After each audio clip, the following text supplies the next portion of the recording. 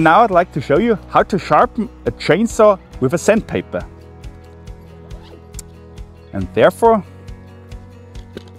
we have here this grinder with the sandpaper installed.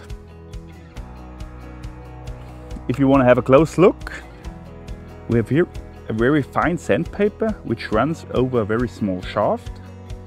And when you sharpen the chainsaw, you hold the grinder like this, meaning this level needs to be parallel to the sword in 2 dimensions. This dimension and this dimension. And every angle for the teeth is perfect. And during sharpening, you push forward until the edge of the teeth looks like new. And the sharpness of the teeth comes from a very fine sandpaper.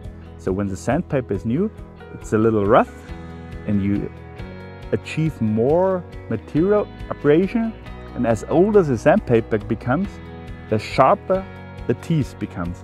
Like when you sharpen a knife or anything like that. The second important thing is it doesn't matter anymore how long the teeth becomes during sharpening, because we do sharpen only that much material away until the teeth is sharp again, and afterwards we adjust the radius of the teeth throughout the teeth.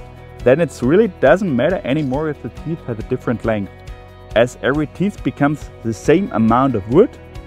And how it's done? It's with this metal blade. You lay it on the teeth, and when the teeth is new, the blade is higher, and the lower the teeth becomes, the shorter the teeth becomes, the more comes the radius out, and we simply grind away the radius.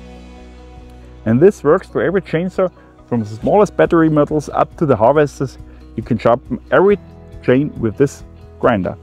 And now let's sharpen some teeth. We recommend this small impact machine as they have very high speeds, and this helps us to get it sharpened quickly.